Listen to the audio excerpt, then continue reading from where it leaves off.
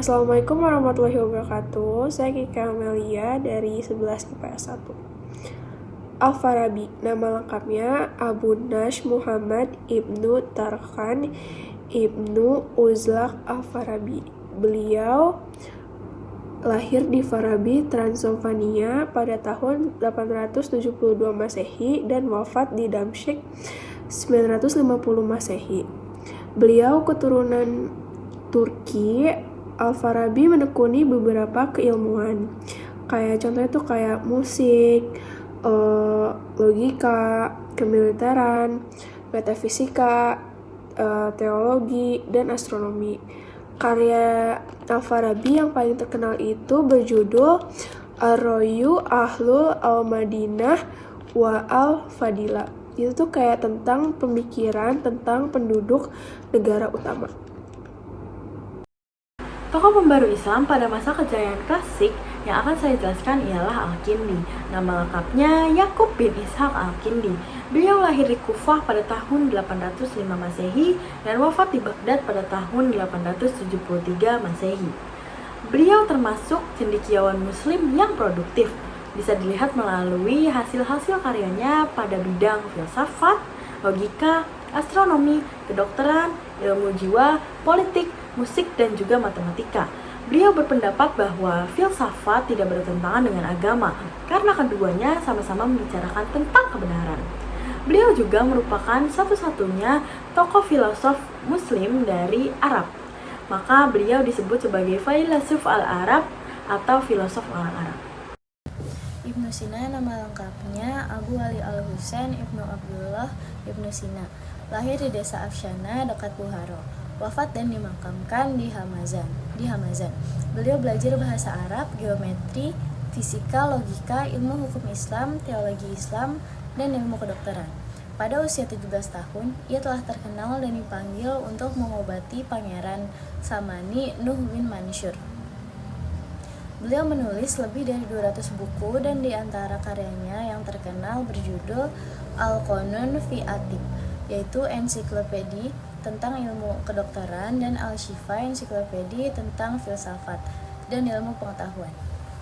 Tokoh masa klasik Ibnu Rashid. Ibnu Rashid dinamakan lengkap Abu Al-Walid Muhammad Ibnu Rashid dilahirkan di Cordova, Spanyol pada tahun 50 Hijriah dan wafat di Marquesi, Maroko pada tahun 595 Hijriah. Beliau menguasai ilmu fikih, ilmu kalam, sastra Arab, matematika, fisika, astronomi, kedokteran, dan ilmu filsafat.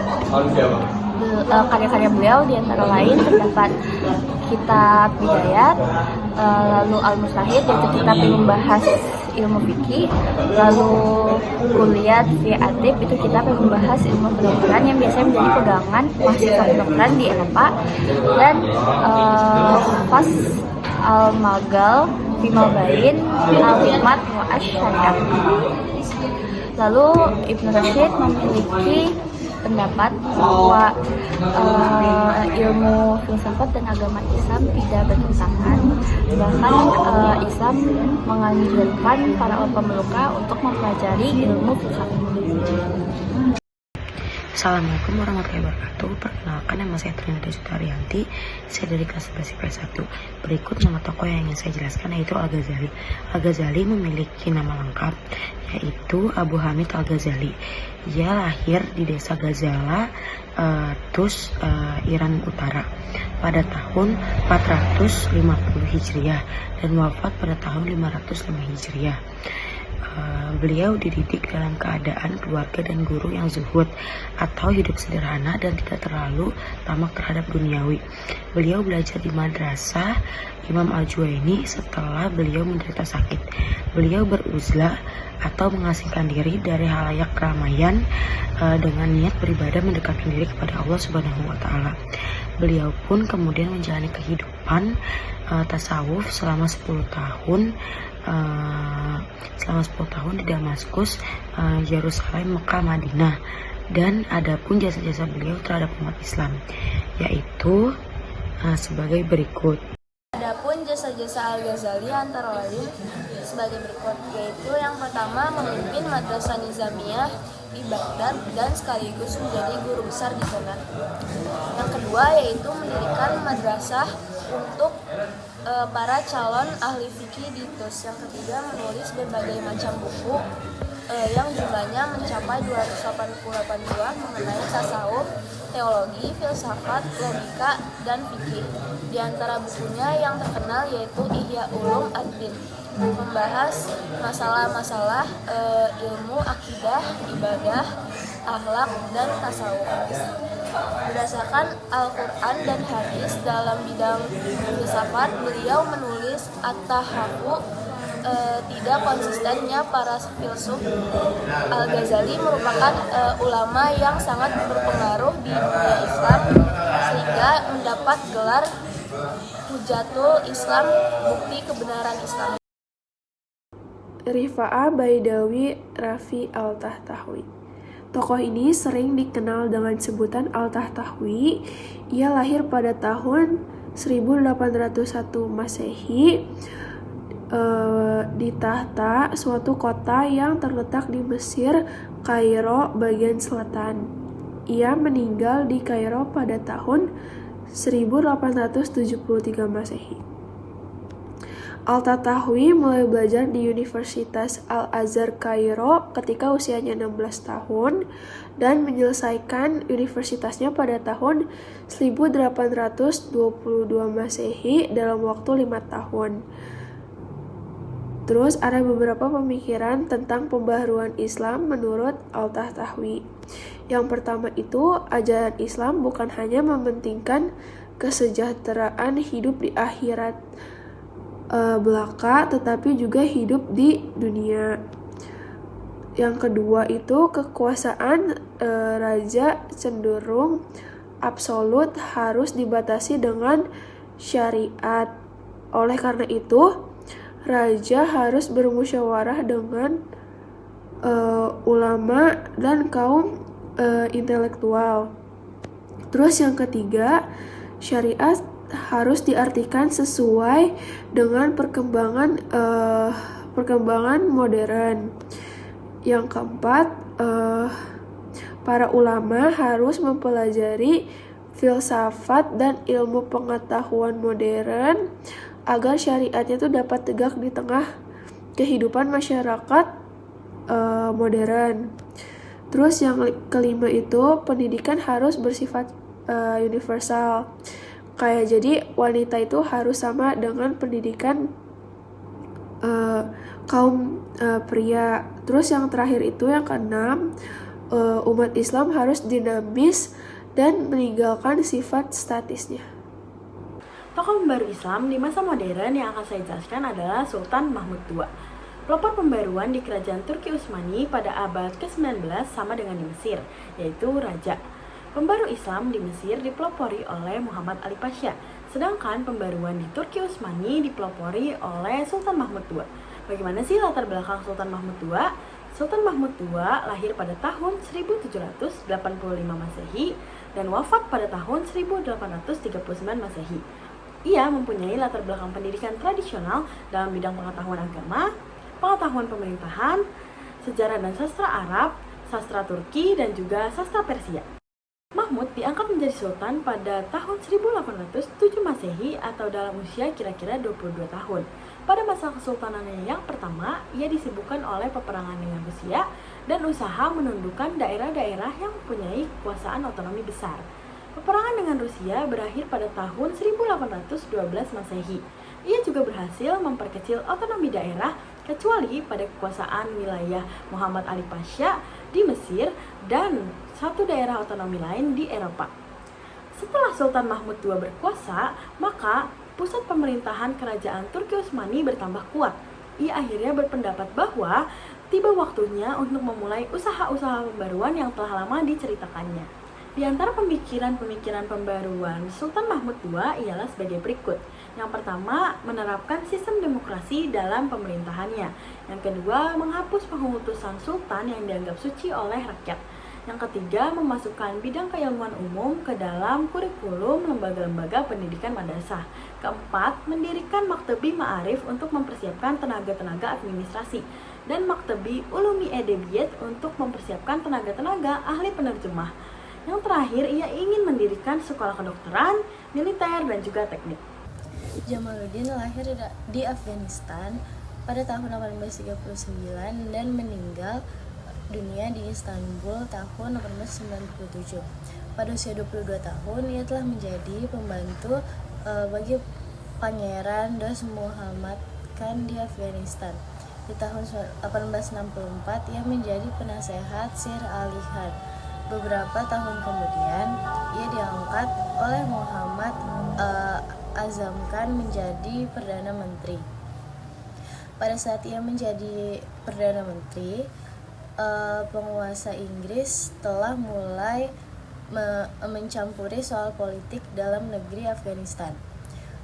Ketika pergolakan terjadi di Afghanistan, maka Al-Afghani memilih untuk melawan golongan yang disokong oleh Inggris. Dalam pergolakan itu, pihak Al-Afghani kalah, maka ia merasa lebih aman meninggalkan tanah tempat kelahirannya dan akhirnya menempuh perjalanan ke Mesir. Beberapa pemikiran Jamaluddin Al-Ghafani tentang pembaruan Islam adalah sebagai berikut. Yang pertama, kemunduran umat Islam tidak disebabkan karena Islamnya. Kemunduran itu disebabkan bukan oleh berbagai faktor yang terdapat dalam diri umat Islam. Yang kedua, untuk mengembalikan kejayaan Islam di masa lalu dan sekaligus menghadapi dunia modern, maka umat Islam harus kembali kepada ajaran Islam yang murni. Islam juga harus dipahami dengan akal serta kebebasan berpikir. Dan yang ketiga, corak pemerintahan autokrasi dan absolut harus diganti dengan pemerintahan demokratis. Kepala negara harus bermusyawarah dengan pemuka masyarakat yang berpengalaman. Dan yang terakhir, tidak ada pemisahan antara agama dan politik. Rasa solidaritas antar umat Islam harus dihidupkan kembali di dunia Islam. Muhammad Abduh dilahirkan di daerah Mesir Hilir pada tahun 1849 dan wafat pada tanggal 11 Juli 1905. Ia mempelajari hingga hafal Al-Quran dalam 2 tahun dan meneruskan studinya ke Universitas Al-Azhar. Dan di lembaga inilah ia pertama kalinya bertemu dengan Jamaluddin Al-Afghani yang datang ke Mesir ketika dalam perjalanan ke Istanbul. Pada pertemuan itu, Jamaluddin Al-Afghani memberikan beberapa pertanyaan mengenai arti beberapa ayat Al-Quran dan memberikan tafsirannya. Pertemuan itu pun memberikan kesan yang baik dalam diri Muhammad Abduh, sehingga pada saat Jamaluddin Al-Afghani datang kembali ke Mesir untuk menetap pada tahun 1871, Muhammad Abduh menjadi muridnya yang setia. Ia mempelajari filsafat di bawah pimpinan Jamaluddin Al-Afghani, dan pada masa itu ia telah menulis karangan untuk harian Al-Ahram. Studi Abduh di Al-Azhar selesai pada tahun 1877 dan mendapatkan gelar alim. Setelah itu ia mengajar pertama kali di Al-Azhar, lalu kemudian di Dar al-Ulum dan di rumahnya sendiri. Bahan ajarnya adalah buku Akhlak karangan Ibnu Miskawai dan Mukadimah karangan Ibnu Khaldun dan Sejarah Kebudayaan Eropa karangan Goizat. Ketiga buku tersebut diterjemahkan Al-Tahtawi ke dalam bahasa Arab di tahun 1857. Adapun ide-ide pembaruan Muhammad Abduh yang membawa dampak positif bagi pengembangan pemikiran Islam yaitu sebagai berikut. Yang pertama, pintu ijtihad masih terbuka lebar bagi umat Islam. Ijtihad merupakan dasar penting untuk menafsirkan kembali ajaran Islam. Yang kedua, Islam merupakan ajaran rasional yang sejalan dengan akal. Dengan akal, maka ilmu pengetahuan menjadi maju. Yang terakhir, kekuasaan negara harus dibatasi oleh konstitusi yang dibuat oleh negara yang bersangkutan. Muhammad Iqbal lahir dari keluarga golongan menengah di Punjab, India. Ia belajar di Lahore hingga memperoleh gelar kesarjanaan tingkat magister atau MA. Iqbal kemudian masuk ke Universitas Cambridge pada tahun 1905 untuk mempelajari filsafat. 2 tahun kemudian, Iqbal pindah ke Munich, Jerman. Di Jerman inilah Iqbal mendapatkan gelar doktor atau PhD dalam bidang tasawuf, tesis doktoral. Tesis doktoral Iqbal berjudul The Development of Metaphysics in Persia atau perkembangan metafisika di Persia. Ia menulis buku The Reconstruction of Religious Thought in Islam pada tahun 1930. Iqbal dipilih menjadi presiden Liga Muslimin. Muhammad Iqbal adalah penyair dan filosof. Pemikirannya diantara lain sebagai berikut. Yang pertama itu ada ijtihad mempunyai kedudukan penting dalam pembaruan Islam. Yang kedua, umat Islam perlu mengembangkan sikap dinamis. Yang ketiga, umat Islam disebabkan oleh kebekuan kebuntuan. Yang keempat itu ada hukum Islam tidak bersifat statis, tetapi dapat berkembang sesuai perkembangan zaman. Dan yang kelima, umat Islam harus menguasai sains dan teknologi yang dimiliki oleh Barat. Muhammad Ali Pasha lahir di Kawala Yunani pada tahun 1705 dan meninggal di Mesir pada tahun 1849. Ia adalah seorang keturunan Turki. Sebagai seorang raja, Muhammad Ali memprioritaskan bidang militer. Ia berpandangan bahwa kekuasaannya hanya dapat dipertahankan dan diperbesar dengan kekuatan militer.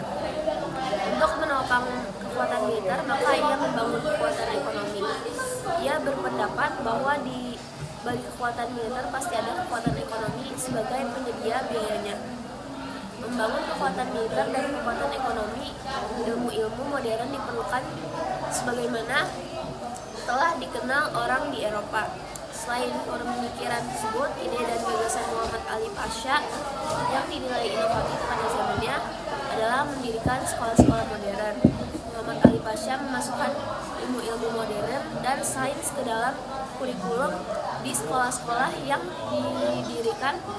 Sekolah-sekolah inilah yang kemudian dikenal sebagai sekolah modern di Mesir pada khususnya dan Islam pada umumnya. Ketika Muhammad Pasha memperkenalkan pendidikan sistem modern, masyarakat Mesir saat itu masih menggunakan sistem pendidikan tradisional, yaitu kutab, masjid, madrasah, dan Jami Al-Azhar. Ilmu-ilmu yang dikembangkan di lembaga-lembaga tradisional ini hanya ilmu-ilmu keagamaan saja, seperti tafsir, hadis, fikih, dan yang lainnya. Lembaga-lembaga pendidikan tradisional yang sudah ada tentu sulit menerima kurikulum modern ke dalam lembaganya. Oleh karena itu, ia tidak mengubah lembaga pendidikan tradisional yang sudah ada, tetapi menempuh jalan alternatif mendirikan sekolah modern sendiri. Ide dan tindakan yang ditempuh Muhammad Ali Pasha ini menunjukkan adanya kemajuan di zamannya. Ia berbeda dengan merealisasikan peran strategisnya untuk kemajuan umat Islam.